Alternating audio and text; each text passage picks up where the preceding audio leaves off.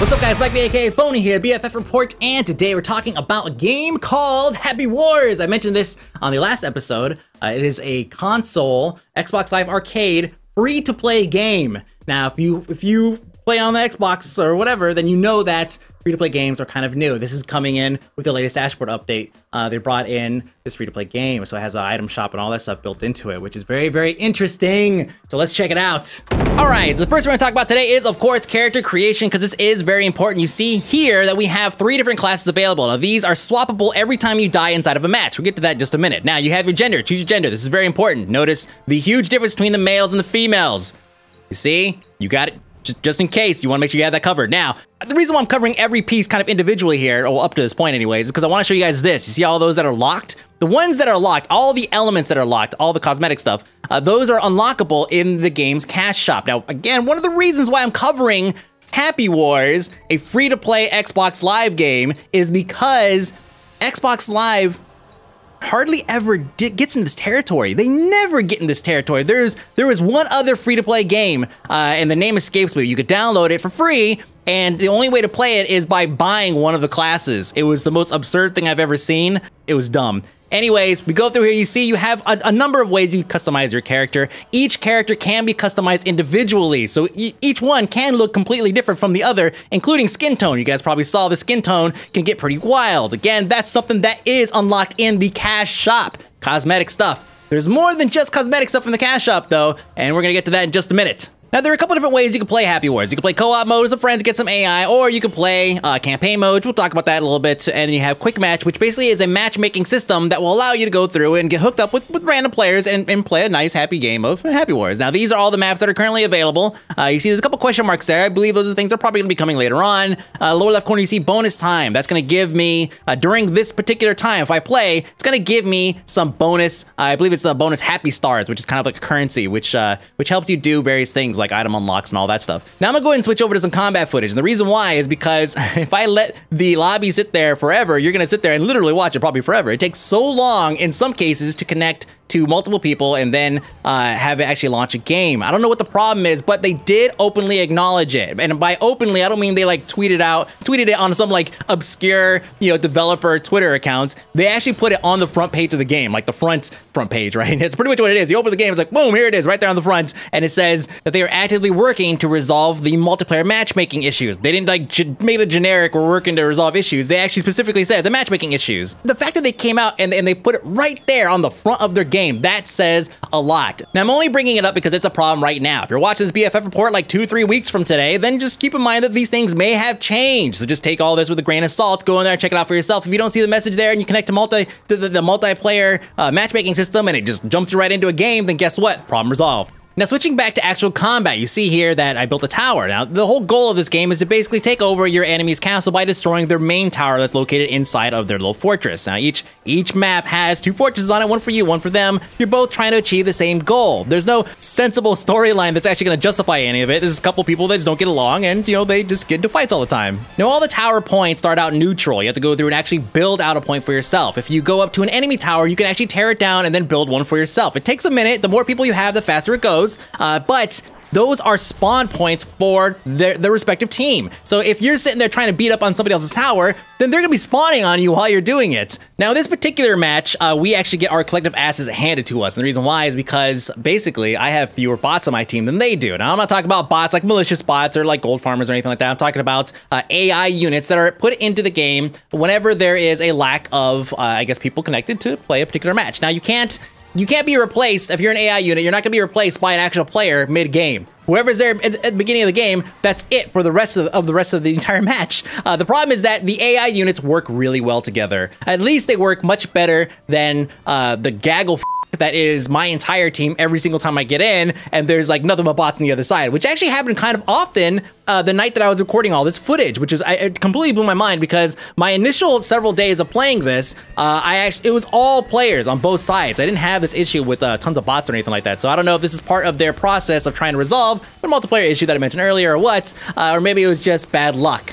But even though I'm getting my ass kicked, this is actually a really good clip to show you guys because we can see the beginning, the middle, and the end all in one match, which is great, right? The average match, lasts about 10 minutes anyways. So this is great, 2.5 minutes, just wow, just complete which is insane. So we lost, and during this time, the other characters have the option, the other team, to throw rocks at you. They put you up on sticks, and they basically beat you up. It's actually pretty hilarious. They could ridicule you and all that stuff, or they can congratulate you, which you'll probably never get. So even though I lost, I get happy stars and items. You see right here, happy stars at the top, items right there in the middle. Sometimes you get, 1 through 3 items. It really depends on what level your gift box is, I suppose, right? Which is kind of increases the odds of you getting a random item. And I suppose winning kind of maybe plays a role there as well. Now, I've locked it here for a moment because I just want to point out that you see that score to next rank right in the middle of that kind of aqua bar is. That is if you play League of Legends, your summoner rank or your level. You have your levels inside of each match, which we're going to cover once I play some more combat footage here in just a second. But you also have your global, your account ranking, which is influenced by how you perform inside of every single match, or I guess the results of that match. And by ranking up, it allows you to get better items, carry heavier items. It allows you to get matched up with people that are more your rank, so you're not always stuck with like level 1s who are running around like, oh, colorful, what is this? Oh, I just fell off the edge and I'm dead. Yeah, because you can actually be a feeder in this game. That exists. If you constantly feed the other team, they will level up, they'll get better abilities and all that stuff. Speaking of, let's take a look at the first the UI, because that's all in our face right now.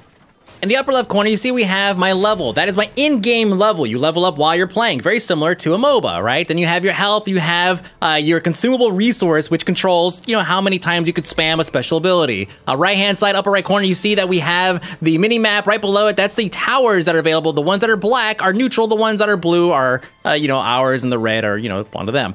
Now, in the lower right corner, you see that there are these skills. This is easily the most important part of this entire thing.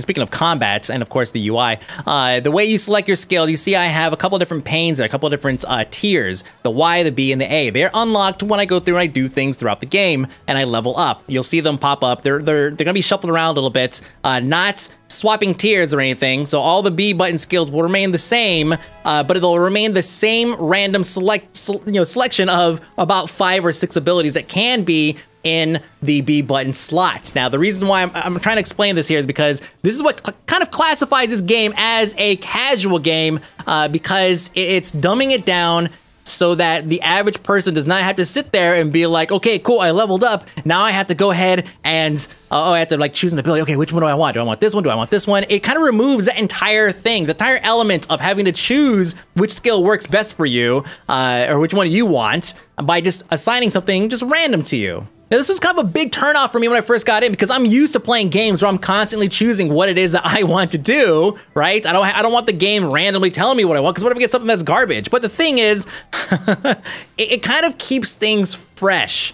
And it does actually make this, kind of remove some of the elements of having to actually think when you play this game. Yes, you do have to think when you actually, fight with somebody. Like right now, I have my shield up. You do have different things that you want to do. You have to turn around and aim your shield a different direction. The way that there's a bunch of strategy involved in the combat itself. They've just removed some of the tedious elements, to this game, which would be, of course, selecting your own skills and abilities. So you do get used to it after a while. But I wish that there was some way to kind of assign what you would want to use anytime, that particular slot became available. Now, the combat itself is actually a lot of fun. You can die. I'll be honest, you can die fairly quickly, especially if you're not accustomed to using your shield a lot, and playing it kind of cool. You're not gonna just go and charge into a group, which I'm about to do here in a second. You're not gonna win a fight if you charge into a group with a whole bunch of people standing around beating on you. It's just not gonna happen. So yes, you can die fairly quickly if you're not careful. If your shield's facing the wrong direction, if you have like 4 or 5 people beating on you at the same time, it's gonna happen. Or if there's a special team skill, like a tornado, like the one you just saw, that's launched and you just happen to be standing in the middle of it. It can happen, but you notice I'm taking some damage here. Somebody launched something that just did a whole bunch of it. My shield probably wasn't up, and then I'm dead. But your respawn is so fast, and you get right back into the action so fast, that dying is actually not that big of a deal. Here's a special attack coming, like lightning arrows. You see those obviously do a bunch of damage. Again, I did not have my shield up because I'm an idiot, and they're just gonna wipe out everybody that crosses this bridge. But here, you see as I spawn stronger, I'm gonna go ahead and hit Y here and show you guys this menu screen. Looking at these from left to right, now I don't know if these are actually randomized or anything, because I didn't really get in here to try them out, and I haven't really hit Y when I died too often, so I don't really know if these actually get swapped out for anything. But you see Skill Master left-hand side, you learn all 9 skills before going into battle. That's a complete waste in my opinion, because it doesn't take that long to unlock a bunch of usable skills, so like why bother with that? Then of course, shorten cooldown level 4, have the skill cooldown time for 180 seconds. So for 3 minutes, you have a shorter cooldown on some of your abilities. That is a little OP, but look at how much it costs. Like the tickets cost MSP, like real money. The tickets cost, and the happy stars, that takes time to accumulate. So if somebody wants on one death, and you see how quickly you die in this game, to just spend some money for something that's gonna give them like a temporary buff, then let them do it. It's like they're gonna do it, they're gonna get it out of their system, and that's pretty much it. They're gonna see it's a waste of money, and the company makes money, so everybody wins, right? People come in, they play, they spend some money every once in a while because they want to rage and go get revenge on somebody, and then the company makes money, that person gets the revenge, I hope, and then that's pretty much the end of it. Now, is that gonna happen very often? Probably not, who knows? You die so quickly, and you respawn just so often anyways, there's really not, there's no difference. There was no time where I was like, that guy just bought a buff. It didn't bother me at all, because what happens? 8 seconds later, I'm right back into the same fight. So it's tough for me to say if this is OP or not, but we haven't actually gotten to the item shop yet, which is more items that are items of contention, where it's like, maybe this is kind of OP depending on what you get, but we'll talk about that in just a minute. We're gonna go and cover the single player campaign, because this is very, very simple. We're gonna knock this out. So check this out. They have a single player campaign that tells a little bit about the story and everything that's going on between your two warring factions. It's very, very simple, very hokey, tongue-in-cheek, but the only purpose of these is to basically go through, you unlock items, you get special items for completing them, and you get happy stars. So once you complete a campaign mission, you can actually go back and play it over and over again on, you know, easy, medium, very hard, or something like that. You have different difficulty levels, and then depending, of course, on the difficulty level, you get more happy stars. So you don't have to play multiplayer in order to get happy stars, which is the currency for the game, right? For doing things.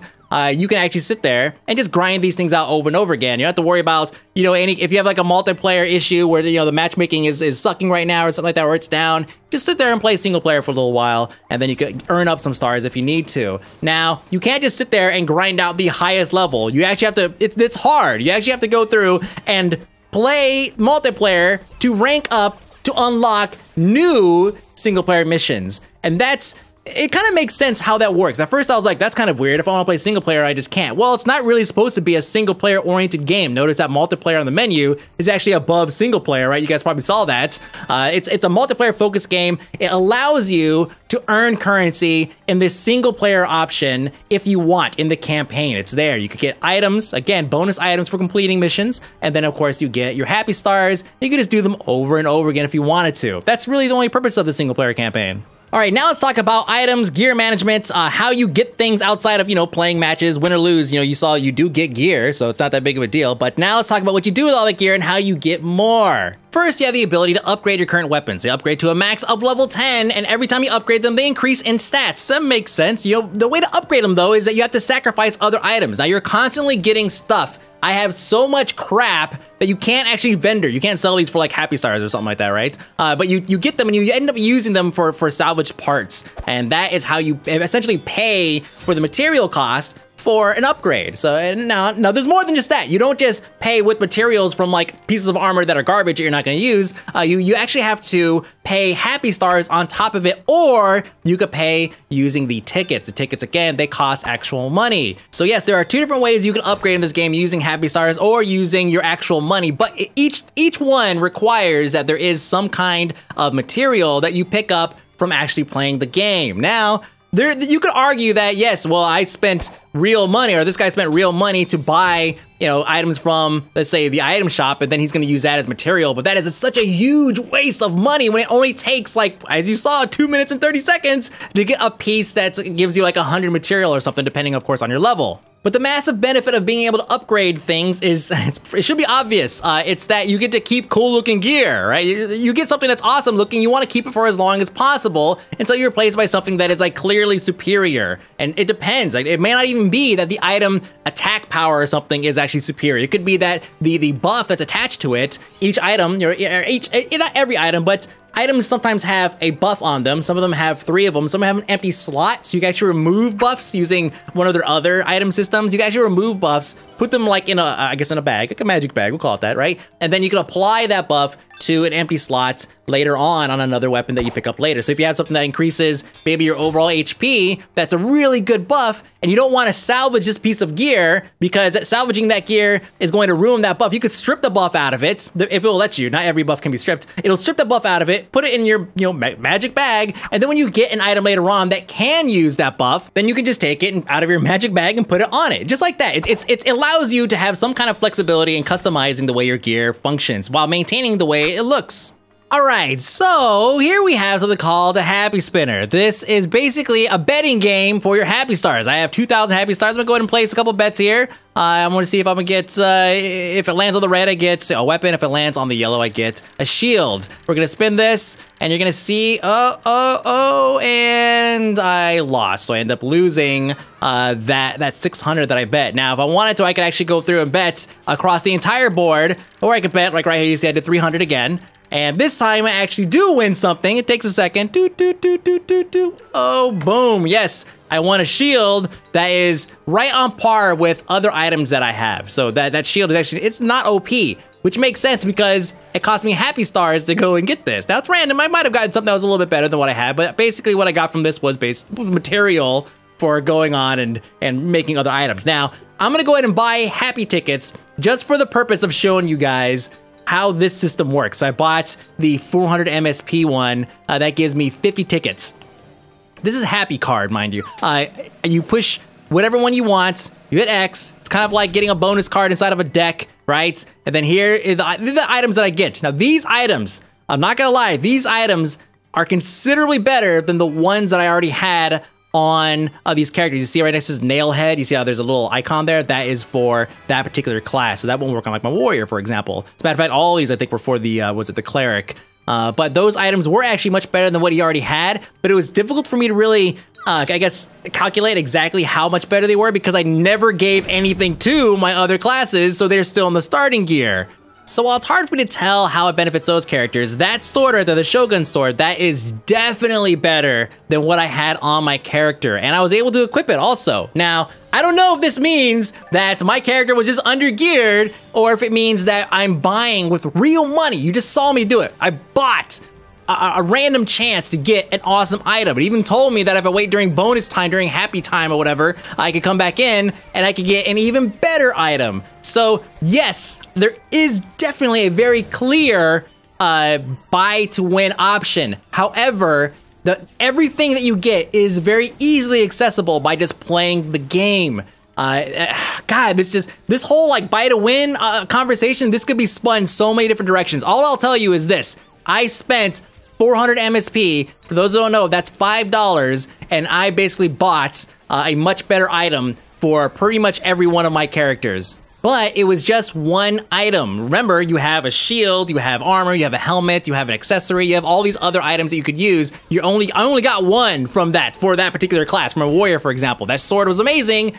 It was just the sword, though. My shield still sucks. But if I was loaded, I could come back here and get a whole suite of awesome stuff that will obviously eventually be, you know, swapped out because this gear, while it's amazing for me right now, it won't be in a few levels. Now, the last thing I want to talk about is, of course, the item shop. This is the core of a free-to-play game. This is where you go to buy stuff that, you know, supposedly is going to be OP, right? But in this case, it's actually pretty tame. I would say that the happy card game and all that stuff, where you're actually spending your money on getting gear, like I just showed you, that was actually way more, I guess, destructive to the gameplay mechanics and all that stuff in terms of, like, I have the option, I have the possibility of getting a really amazing weapon that I'll grow out of in a few levels, but still, at that moment, it's amazing. But here in the item shop, nothing really stood out as being OP. It seemed like most of the stuff was actually cosmetic, because some of this stuff, as you can see, they're just basic gear. It's really just for the look. But, you know, who knows? Maybe later on they can add some stuff, but for the most part, I think they have the item shop pretty much tailored to make sense. I could buy new skin tones, I could buy new hair, which is most of the time covered by gear anyways. I don't know why you even bother with the hair. But for the most part, the item shop, they pretty much got it right. I think the biggest, most controversial piece of this game that's really gonna be the game breaker for you guys is gonna be that happy cards thing, because if I go and throw down some real money, I could get way ahead of everybody at my current level, but then 3 or 4 levels later, you're just gonna be an average Joe. All right, so was a long one, but I wanted to make sure we kind of drive home all the points and basically everything you want to know about the game and how it functions. Very interesting how it's kind of a MOBA. It just has all these elements pulling from all these different games. And then of course there's the item shop on top of it, the way the item augmentation works, all that stuff. It's got all of these really interesting factors. I still play the game. I think the game is actually a lot of fun. Matchmaking stuff aside, because I'm certain that's going to be fixed and that's all going to be relevant. All that stuff aside, this game is actually quite fun to jump in and just have a blast, just being ridiculous, mashing buttons, and occasionally having an effect on the outcome of a certain fight against like 3 or 4 people. But yeah, let me know what you guys think in the comments below, because free-to-play games are new to Xbox Live. We had one, oh god, it's an isometric dungeon crawler, a la like Diablo, right? It was one of those types of games that came out, but you couldn't. You were really restricted on like your classes. You had to actually purchase a class in order to really experience the game, which I thought was dumb. That one didn't really count because it didn't have a cash shop. You just basically buy certain pieces of the game, and that's it. Like buying an act, which they've done that stuff forever. But like Fable, they released Fable in like 500 different chunks, and every act you pay a little bit more until eventually you've bought the whole game. So let me know what you guys think in the comments below, especially those of you guys who have checked it out. And next week I have a couple of things on the docket. I'm not quite sure exactly how I'm going to handle it in terms of like which one comes first and all that stuff. I do have a certain PS3 game that I want to cover. This one ties into PC, so don't think I'm just covering console stuff. I know we have a couple mech games that came out recently, Hawken and Mech Warrior, so I might check out some of those. Not quite sure which one is actually going to be, I guess, NDA to be reviewed, or even be worth reviewing, because sometimes you get into these betas kind of early and they're not quite ready yet. I know that Hawken is kind of on the earliest side, and then I think Mech Warrior is actually just today, or maybe has gone out to open beta. So maybe that one was the one we're gonna take a look at next week. But that's pretty much it. BFF Report, new day, Mondays, really helps you out in the workflow, and you guys get to enjoy a BFF Report you can watch over and over all week long. Thanks, we'll see you guys later.